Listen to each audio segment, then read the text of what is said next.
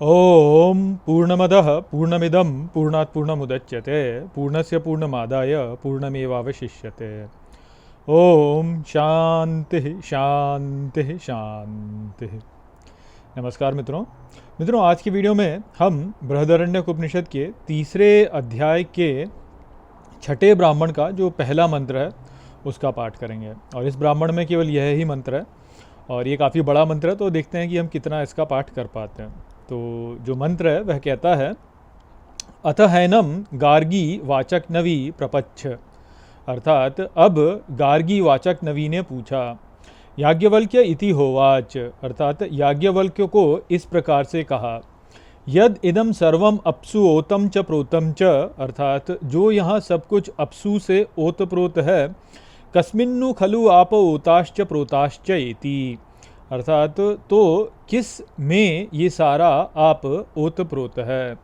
वायो गार्गी इति। अर्थात याज्ञवल्क्य ने कहा वायु में गार्गी। कस्मिन्नु खलु वायुर ओताश्च प्रोताश्च इति। अर्थात तब गार्गी ने पूछा कि किस में ये सारा वायु ओतप्रोत है। अंतरिक्ष लोकेशु गार्गी इति। अर्थात याज्ञवल्क्य ने कहा अंतरिक्ष लोक में गार्गी। कस्मिन्नु खलु अंतरिक्ष लोका ओताश्च प्रोताश्च इति। अर्थात तब गार्गी ने पूछा तो किस में ये सारा अंतरिक्ष लोक ओतप्रोत है। गंधर्व लोकेशु गार्गी इति। अर्थात याज्ञवल्क्य ने कहा गंधर्व लोक में गार्गी। तो अभी हम इतने ही भाग को समझते हैं, क्योंकि यहाँ तक जो समझना है उसमें हमें थोड़ा समय लग सकता है। ये जो यहाँ पे वार्तालाप है ये तो बहुत लंबा चलेगा, आगे और बहुत सारे कारक यहाँ पे बताए जाएंगे। तो हम पहले जो है यहाँ पे जो भूमिका है उसको ही थोड़ा समझ लेते हैं कि ये कि किस प्रकार से यहाँ पे हमको जो संदेश देना चाहा है वो किस प्रकार से देना चाहा है। तो सबसे पहले तो यहाँ पे हमको ये समझना है कि जो प्रश्न करने वाला है वो कौन है। तो प्रश्न करने वाली जो है यहाँ पे वो है गार्गी वाचक नवी।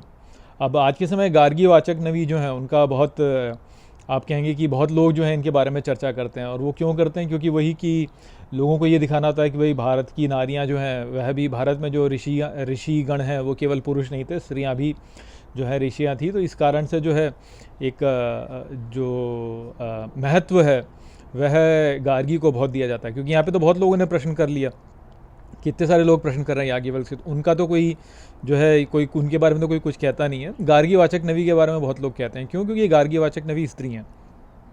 पर हमको यहाँ पे उससे कोई लेना देना है नहीं वास्तव में कि वो पुरुष है कि स्त्री है, उसमें उतना फ़र्क नहीं पड़ता है। यहाँ पे हमारे समझने के लिए ये है कि भाई गार्गी वाचक नवी क्या है। तो जैसे कि हम देख सकते हैं कि यहाँ पे उनका जो नाम बताया गया वो क्या बताया गया, गार्गी। और फिर बोला जा रहा है वाचक नवी। तो गार्गी जो है, यदि हम गार्गी शब्द को देखें तो गार्गी शब्द कहाँ से आया, तो गर्ग से आता है वास्तव में। कि गर्ग जो है उनमें जो स्त्री उत्पन्न हुई वह कौन है, तो गार्गी उत्पन्न हो गई। और गार्गी जो है उसको यदि आप देखें तो उसमें गार आता है और गी आता है। तो जैसे गर्ग है उसमें क्या आता है, गर और ग। अब गर जो शब्द है, गर, वह जो है वह एक धातु है। जैसे गुरु जो है या गुरुत्वाकर्षण जो है, ये जो सारे शब्द हैं ये इस गर धातु से ही आते हैं। और इसका जो अर्थ होता है गर धातु का, वह अर्थ होता है भारी होना, भारीपन। क्योंकि जैसे यदि गुरुत्वाकर्षण देखें तो हम क्या देखते हैं कि जो भारी वस्तु होती है वो नीचे गिरती है। तो भारी वस्तु नीचे गिरती है, इसलिए गुरुत्वाकर्षण है कि भारी वस्तु जो है वह दूसरी भारी वस्तु को अपनी ओर खींचती है। जो भारी वस्तु है उसकी ओर सब कुछ खींचते हैं। कि आप पत्थर मान लीजिए ऊपर फेंके हैं, तो पत्थर तो पृथ्वी का छोटा सा भाग है, पृथ्वी जो है वो बड़ा भाग है। तो वो जो पृथ्वी का जो छोटा सा अंश है वह पुनः अपने बड़े अंश में आके मिल जाता है। तो इसलिए जो है गुरुत्वाकर्षण है। तो ये जो गुरुत्वाकर्षण है ये उस गर धातु से ही आ रहा है। वास्तव में यदि देखा जाए तो जो अंश होता है वह अंशी की ओर आकर्षित होता ही है। जैसे अग्नि को आप देखिए, जब आप अग्नि प्रज्वलित करते हैं तो अग्नि ऊपर की ओर जाती है, और ऊपर क्या है, तो सूर्य है। तो सूर्य की ओर अग्नि जाती है। क्यों? क्योंकि सूर्य जो है वह अग्नि का गोला है, और जो अग्नि यहाँ पर है वह उसी का अंश है। तो इसलिए वह उसी की ओर जाता है। तो ठीक इसी प्रकार से पत्थर जो है वह पृथ्वी का अंश है, तो पृथ्वी की ओर आता है। तो भारी है ना, पृथ्वी भारी है, बड़ा है, और जो पत्थर है वह उसका छोटा सा भाग है। तो छोटा सा भाग जो है वह बड़े भाग के अंश जो है वह अंशी की ओर आकर्षित होता है। तो यही गुरु जो बात है वह भी यह है। जैसे कहते हैं ना कि गुरु क्या है, तो गुरु वो तत्व है जो कि अंश को जो है पूर्ण की ओर आकर्षित करे, जो अंश को पूर्ण की ओर आकर्षित करे। तो हम जो है हम ईश्वर के अंश हैं। तो ईश्वर जब गुरु रूप में प्रकट होता है तो वह जो है हम अंशों को जो है अपने में सम्मिलित करने के लिए जो है एक शक्ति लगाता है। तो इसीलिए भगवान कृष्ण को क्या कहा गया, कृष्णम वंदे जगत गुरुम। क्यों कहा गया? क्योंकि भगवान कृष्ण जो है वो क्या है, वह ईश्वर की आकर्षण शक्ति ही है वास्तव में। क्योंकि कृष्ण में आकर्षण है, तो वो जो आकर्षण है वह एक प्रकार से देखा जाए तो वह ही जो है वह गुरु तत्व है। तो गार जो यहाँ पे आया है वो कहाँ से आया है? गर धातु से आया है। गर में जो जुड़ता है वो क्या आता है? गार। कि गर का जो होगा वो हो जाएगा गार। तो गर ग जो हमने बोला, तो गर ग अर्थात जो गर की ओर जाए, गर की ओर जाए अर्थात भारीपन की ओर जाए। तो जैसे पत्थर जो है वह अंश है पृथ्वी का, तो वो पृथ्वी की ओर ही जाता है। तो इस प्रकार से गर ग हो गया। या अग्नि है वो सूर्य की ओर आकर्षित होती है, तो वो उस प्रकार से गर ग हो गई। और गुरु जो है वह वास्तव में हमको जो है ईश्वर से मिलाता है। तो इस प्रकार से वह जो है हमको गर ग बनाता है। तो गर में जाना, गहरे में जाना, जैसे हम कहते हैं ना गर, तो गहरा जो है वो भी उसी प्रकार से आता है कि गर में ही जो नीचे जा रहा है, नीचे जा रहा है, नीचे खींचे, जो अपने आप को खींचे नीचे। तो गर ग जो है वह वो है जो कि सबसे भारी तत्व की ओर जो है जाए। तो गार्गी यहाँ पे जब बोला गया तो गार्गी जो है वो भारी तत्व की ओर ले जाने वाली हैं। और इसीलिए यहाँ पे जो इनके प्रश्न है वो किसी प्रकार से कि ये जो तत्व है किससे उत्प्रोत है, ये जो तत्व है किससे उत्प्रोत है, ये जो तत्व है किससे उत्प्रोत है, इस प्रकार से ही जो उनके प्रश्न होंगे सारे। तो वो क्यों होंगे? क्योंकि वह गहराई में लेकर के जा रही हैं याज्ञवल्क्य को, वो वहाँ लेकर के जा रही है जो कि सबसे भारी तत्व है। ऊपर ऊपर हल्के हल्के तत्व से नीचे भारी तत्व की ओर वो लेकर के जा रही हैं। और दूसरा उनका नाम क्या बोला? वाचक नवी। वाचक नवी से यहाँ पे क्या है कि वो वाक जो है, वाक से इनका संबंध है। और इसीलिए जो है ये यहाँ पे उनको स्त्री रूप में बताया गया, क्योंकि वास्तव में यदि देखा जाए तो ये जो संपूर्ण प्रकृति है, ये प्रकृति हमारे लिए एक गुरु ही है। क्योंकि ये जो प्रकृति है ये भगवान ने बनाई ही इसलिए कि वो हमको भगवान की ओर ले जाए। जब तक हम भगवान की ओर नहीं जाते हैं तब तक ये प्रकृति हमें बहुत नाचना चाहती है, बहुत नाचना चाहती है। और बहुत नाच करना चाहती है, वो बार बार हमको सीख दे रही है कि भाई भगवान की ओर चले जाओ, भगवान की ओर चले जाओ। पर हम सीख नहीं लेते, इस कारण से प्रकृतियाँ फंसे रहते हैं, इसमें मोहित होते रहते हैं। परंतु ये जो प्रकृति है ये वास्तव में हमारी गुरु ही है। तो वाक जो है वह क्या है? वाक देवी हैं। वाक क्या है? वाक जो है शक्ति का ही स्वरूप है ना। तो इस प्रकार से ये गुरु से ही संबंधित है इस प्रकार से। तो वाचक नवी इसलिए ही बोला गया उनको, क्योंकि वाच और वाक जो है वह ही हमको ज्ञान देती है। अब देखिए कि श्रुतियाँ जो आती हैं तो श्रुतियाँ वाक के रूप में ही तो आती हैं। साम जो आती हैं, साम वाक के रूप में ही तो आती हैं। जो भी यहाँ कुछ चलता है सब कुछ वास्तव में वाक के रूप में ही तो है। तो इस प्रकार से गार्गी वाचक नवी जो है वह वो तत्व दर्शाता है जो कि हमको गहरे में उतार कर हमें ज्ञान प्रदान करे। गुरु तत्व जो है जो कि हमको सबसे गहरे में उतारे और हमको ये बताए कि जो सबसे गहरा तत्व है वो क्या है। तो इसलिए यहाँ पे गार्गी वाचक नवी जो है उन्होंने ये प्रश्न किया। तो उन्होंने प्रश्न क्या किया? तो उन्होंने बोला कि जब याज्ञवल्क्य ने बोला कि आप जो है वह पुनर्मृत्युंजायते, उन्होंने बोला ना कि आप जो होता है ये मर के पुनः जन्म लेता है। उन्होंने पिछला जो उनका मंत्र है, पिछले किसी मंत्र में उन्होंने बोला कि आप पुनर्मृत्यु में, कि आप मृत्यु को होकर के पुनः जन्म लेता है और आप ही है यहाँ पे जो कि चले जा रहा है। जो भी तत्व यहाँ पे, जो भी आप कहेंगे मटीरियल, जो भी मटीरियल है, जिस मटीरियल से जो है ये जगत बना है, वो सारा मटीरियल जो है वह क्या है? तो वह अप है। वह वो खिलौना है जिससे कि जो है दृष्टा खेल रहा है। वो खिलौना है जिससे कि ईश्वर जो है वो खेल रहे हैं इस जगत में, लीला कर रहे हैं। तो वह आप है। और ये रिसाइकल होता है, हर चीज़ यहाँ पे रिसाइकल होती है। तो हमने समझाई कि जैसे अन्न के बारे में क्या बोला था कि अन्न जो है वह जो है भोगे जाने पर भी नष्ट नहीं होता। क्यों नष्ट नहीं होता? क्योंकि वह भोगे जाने पर पुनः प्रकट हो जाता है। कुछ भी चीज़ यहाँ पे नष्ट नहीं होती, सब कुछ रिसाइकल हो जाती है।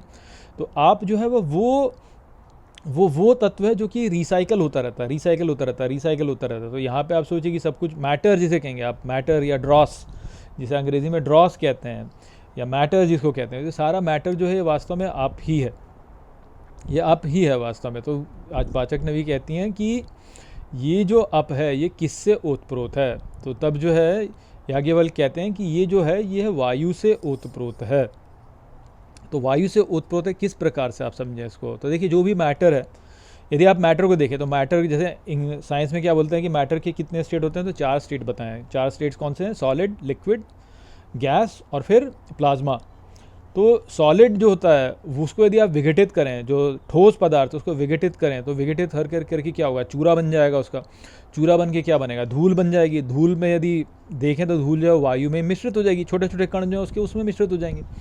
या यदि आप तरल पदार्थ को देखें, तरल पदार्थ को यदि आप उसमें गर्मी उत्पन्न करते हैं या उसको वैसे ही छोड़ देते हैं, तो धीरे धीरे वो भी जो है विघटित होकर के किस में चला जाता है, तो वायु में ही चला जाता है वास्तव में। तो इस प्रकार से हम देखते हैं कि जो ये सॉलिड और लिक्विड जो हैं, जो भी ठोस और तरल पदार्थ हैं, वह सब वास्तव में अंततः जब विघटित होकर के लय होते हैं तो वायु में ही लय होते हैं। वायु में अर्थात एटम्स जो अलग अलग एक दूसरे से डिस्पर्स्ड हैं, एक दूसरे से दूरी पर हैं। और यह ही वास्तव में प्लाज्मा भी है। प्लाज्मा में और गैस में अंतर क्या होता है, प्लाज्मा और गैस में अंतर केवल इतना होता है कि प्लाज्मा के अंदर आयंस और इलेक्ट्रॉन्स होते हैं और गैस में केवल एटम्स या मॉलिक्यूल्स होते हैं। तो प्लाज्मा जो है वो भी एटम्स और मॉलिक्यूल्स से ही बना है, वो भी एक प्रकार की गैस ही है। बस ये है कि उसके अंदर जो है आयोनाइज्ड इलेक्ट्रॉन्स और मॉलिक्यूल्स हैं, उसके अंदर आयोनाइज्ड पार्टिकल्स हैं। तो आयोनाइज्ड पार्टिकल्स हो चाहे अनआयोनाइज्ड पार्टिकल्स हो, है तो एक ही चीज़। तो वो जो एक चीज़ है वो क्या है, तो वो वायु है। तो इस प्रकार से यहाँ पे आप जो है वह इस प्रकार से वायु में ओतप्रोत है। कैसे कि मान लीजिए कि आपने मान लीजिए कि समुद्र है जैसे फॉर एग्जांपल। अब समुद्र में आप देखें तो समुद्र जो है वो तो जल से बना हुआ है, परंतु जब गर्मी पड़ती है तो जल के जो मॉलिक्यूल्स होते हैं H2O जो होता है वो वेपराइज होते हैं और वेपराइज होकर वो एटमॉस्फेयर में मिल जाते हैं। पर वो एटमॉस्फेयर में मिल करके फिर होता क्या है, वो कंडेंस होते हैं, पुनः वाटर बन करके फिर समुद्र में चले जाते हैं। तो जो वो लिक्विड है वाटर, वो ओतप्रोत किस में है, तो वह गैस में ओतप्रोत है ना, क्योंकि जब विघटित होगा तो गैस में जाएगा और गैस से पुनः प्रकट हो जाएगा एज ए लिक्विड। तो लिक्विड था, गैस में गया, गैस में जाके डिस्पर्स हो गया और डिस्पर्स होकर पुनः प्रकट हुआ लिक्विड फॉर्म में। तो इस प्रकार से लिक्विड जो है वो उसमें गैस पहले से ही है। ठीक इसी प्रकार से कोई सॉलिड है, मान लीजिए आपने कोई पत्थर लिया, अब उस पत्थर को आपने उसका विघटित कर दिया, विघटित करके उसके छोटे छोटे चूरे हो गए। अब उसे चूरे हो गए तो उससे धूल बन गई, वो धूल जो है वह वातावरण में चली गई, वातावरण में चल करके धूल बन करके बैठ गई। अब वो बैठी जहाँ पर मान लीजिए कुछ बहुत लंबे समय में वो जो है समुद्र के नीचे चली गई, समुद्र में नीचे चल के गई तो चट्टान बन जाएगी, चट्टान बन के पुनः प्रकट हो गई। तो जो वो पदार्थ था वह सॉलिड से गैस में कन्वर्ट होकर पुनः सॉलिड बन गया। तो विघटन हो करके एटम्स बनते हैं, परंतु एटम्स पुनः जुड़ करके फिर से वो कोई मटेरियल बना देते हैं। तो इस प्रकार से जो है ये बताया जा रहा है कि जो ओतप्रोत है, जो आप है, वो किससे ओतप्रोत है, तो वायु से ओतप्रोत है। क्यों वायु से ओतप्रोत है, क्योंकि वह अंततः वायु में जाएगा और वायु में जाके पुनः प्रकट हो जाएगा। जैसे हम जब मरते हैं तो हम ईश्वर में विलीन हो जाते हैं और पुनः ईश्वर से वापस प्रकट हो जाते हैं जगत में। तो ठीक इसी प्रकार से इस जगत में जो भी मटीरियल है, वो मटीरियल जो होता है वो यदि सॉलिड है, लिक्विड है, गैस है, जो भी है वह उसी में जाएगा, गैस में या में कन्वर्ट होकर के पुनः जो है कोई नया पदार्थ बन जाएगा। हो सकता है कि बीच में कहीं और भी वो जो है रिसाइकल हो जाए किसी प्रकार से, परंतु विघटन जब करेगा तो वो उसी में जाएगा। सोचिए कि कोई मान लीजिए कि कहीं पे बहुत सारा एक्सप्लोजन हो जाए और सब कुछ नष्ट हो जाए, पृथ्वी कहीं पूरी तरह विलय हो जाए, तो जितना भी मैटर है यहाँ पे वो सारा मैटर का क्या होगा, वो मैटर सारा गैस में कन्वर्ट होगा, गैस में कन्वर्ट होकर के जाएगा और फिर प्रकट हो जाएगा। तो वो यहाँ पे बताया जा रहा है जो जब याज्ञवल्क्य कह रहे हैं। अब इससे आगे उन्होंने क्या बोला, उससे आगे उन्होंने बोला कि ये वायु किस में ओतप्रोत है, तो उन्होंने बोला कि वायु जो है वो अंतरिक्ष में ओतप्रोत है, अंतरिक्ष लोक में ओतप्रोत है। तो अंतरिक्ष लोक में ओतप्रोत कैसे है कि अब ये देखिए, जो एटम्स हैं या मॉलिक्यूल्स हैं, जो भी पार्टिकल्स हैं जिनसे जो है ये मैटर सारा बना है, वो कैसे बना है वास्तव में। तो आप स्ट्रिंग थ्योरी में यदि देखें तो जो स्पेस है, स्पेस में वाइब्रेशन होती है, उस वाइब्रेशन के कारण जो है ये मैटर प्रकट होता है। तो इस प्रकार से हम देख सकते हैं कि जो सॉलिड, लिक्विड, गैस है वो तो सब एटम्स से बना है या वायु से बना है, जैसे हम जिसको यहाँ पे वायु बोला जा रहा है। पर वायु जो है वो कैसे बना है कि वो जो स्पेस है उसमें वाइब्रेशन हो रहा है, उसमें वाइब्रेशन होने के कारण ये पार्टिकल प्रकट हो रहे हैं। तो इस प्रकार से जो वायु है वह किस में ओतप्रोत है, तो वह स्पेस में ओतप्रोत है, वह स्पेस में ओतप्रोत है इस प्रकार से। और इसकी एक और बात यह है कि यहाँ पे अंतरिक्ष बोला है, तो अंतरिक्ष का जो एक और हमको समझना होगा वो क्या है कि जो अंतरिक्ष का जो मैंने आपको पहले भी बताया कि भीतर देखना या हमारे भीतर देखना। तो एक आकाश तो हम अपने से बाहर देखते हैं, एक आकाश जो कि हमारे भीतर भी है।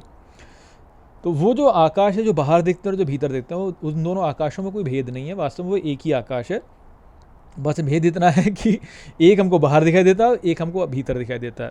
तो जो भीतर की हमारी भावनाएं हैं, उन भावनाओं के आधार पर जो है हमारे भीतर का आकाश तो प्रभावित होता ही है, वो तो होता ही, परंतु बाहर का आकाश भी प्रभावित होता है। इसीलिए यहाँ पे आगे क्या बोला जा रहा है, इसीलिए आगे जो है जब वाचक नवी गार्ग्यवाचक नवी ने पूछा कि अब ये बताओ कि जो अंतरिक्ष है, अंतरिक्ष लोक है, ये किस में ओतप्रोत है, तो उन्होंने बोला गंधर्व लोक में ओतप्रोत है। गंधर्व लोक में ओतप्रोत कैसे है कि जो गंधर्व लोक है वो क्या है, हमारी भावनाओं का या हमारे जो भाव होते हैं उनका लोक है।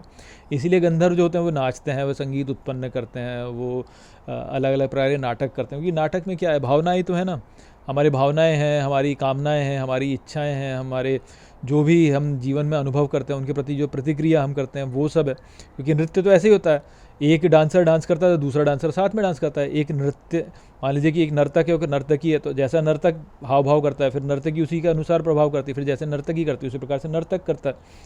तो ये जो है ये गंधर्व लोक ही हो गया ना। तो जिस प्रकार के भाव हमारे भीतर हमारे अंतर आकाश में होते हैं, अंतरिक्ष जिसको बोलेंगे, वैसे ही फिर बाहर वाले आकाश में भी उसी प्रकार के प्रभाव पड़ते हैं। इसका प्रभाव बाहर पड़ता है वास्तव में। तो जैसे कहते हैं ना कि भगवान जो है वह केवल जो है निराकार नहीं है, साकार भी है, वह स्वयं को प्रकट भी कर सकते हैं। तो वो जो प्रकटीकरण है वह भावनाओं के आधार पर ही होता है, भाव से ही भगवान प्रकट होते हैं वास्तव में। तो ये जो जगत है इसमें जिस प्रकार के भाव हम करते हैं भगवान उसी प्रकार से प्रकट हो जाते हैं। इसीलिए तो गीता में भगवान क्या कहते हैं, ये यथा माम प्रपद्यन्ते तांस तथैव भजाम्यहम्, जो मुझे जिस प्रकार से भजता है मैं उसको वैसे ही भजता हूँ। तो भगवान वैसे ही हमारे आगे प्रकट हो जाते हैं जिस प्रकार के भाव हमारे भीतर होते हैं। और ये जो प्रकटीकरण है ये कैसे होगा, तो वह आप में ही तो होगा ना, जगत में इसी प्रकार से होगा, चारों ओर जिस प्रकार से ही तो होगा। अब मान लीजिए कि आपका जो है लड्डू खाने का मन कर रहा है और आपके आगे लड्डू प्रकट हो जाए, तो लड्डू प्रकट होगा तो कैसे होगा, लड्डू प्रकट होगा तो किसी स्थूल रूप में तो प्रकट होगा ना, परंतु उसके प्रकटीकरण के पीछे का जो कारण है वह आपकी भावना ही तो है ना। एक नास्तिक का ही उदाहरण ले लीजिए, जैसे एक नास्तिक है, वो भगवान को नहीं मानता है, उसका लड्डू खाने का मन हो रहा है, तो क्या करेगा, अपने पैसे लेकर के जाएगा और जो है दुकान में जाकर के पैसे देगा और लड्डू ले लेगा। तो लड्डू तो प्रकट हो गया ना, उसके लिए भी उसने कामना की। तो कोई ऐसा व्यक्ति जिसकी शक्ति अत्यंत प्रबल है तो वो मान लो कामना करे तो लड्डू वैसे प्रकट हो जाएगा उसके लिए। परंतु ये जो बाहर का जगत है ये इसमें परिवर्तन होता है भीतर की भावनाओं के आधार पर। इसीलिए जो अंतरिक्ष लोक है ये किस में ओतप्रोत है, तो ये गंधर्व लोक में ओतप्रोत है। क्योंकि यहाँ पे जो भी क्रियाएं हो रही हैं, जितने भी लोग जो भी क्रियाएं कर रहे हैं, वो सब क्रियाएं जो हो रही हैं वो उन लोगों की भावनाओं के आधार पर हो रही हैं। तो इसीलिए यहाँ पे जगत में जो भी कुछ होता है वो भीतर की जो भावनाएं होती हैं सभी जीव जंतुओं की, उसके आधार पर होता है। इसीलिए जो बाहर का लोक है ये भीतर के लोक से ओतप्रोत है, क्योंकि बाहर जो क्रिया होगी वो भीतर के आधार पर होगी। जो शक्तिशाली जिनमें शक्ति है वह दूसरों की भावनाओं को नियंत्रित करके उनसे अपने कार्य करवा सकते हैं, और जिनमें शक्ति नहीं है वह नहीं करवा सकते, वो एक अलग विषय हो गया। परंतु जो भी क्रिया होती है वह होती इसी प्रकार से है कि सभी की भावनाएं कैसे कैसे हो रही हैं। और जैसे कि हम जानते हैं कि सभी में एक ही दृष्टा, एक ही वो बैठा है, तो वो जैसे जैसे अपने संकल्प जहाँ जहाँ करता है उसी प्रकार की क्रियाएं बाहर होती रहती हैं। तो वो ही यहाँ पे बात है कि किस प्रकार से जो अंतरिक्ष लोक है वह गंधर्व लोक से ओतप्रोत है। तो यहाँ तक हमने बातें समझ ली और समय बहुत अधिक हो गया है, तो अभी मैं इस वीडियो को हम यहीं पे विराम देते हैं। और मुझे लगता है कि 2 और वीडियो हमको बनाने पड़ेंगे, तभी जाके कहीं जो है ये जो मंत्र है हमें ठीक तरह समझ में आएगा। तो चलिए 2 या 3 देखते हैं कितने होते हैं, 2 में मैं समाप्त करने का प्रयास करूँगा। तो चलिए इसी के साथ इस वीडियो को हम यहीं पर समाप्त करते हैं। नमस्ते।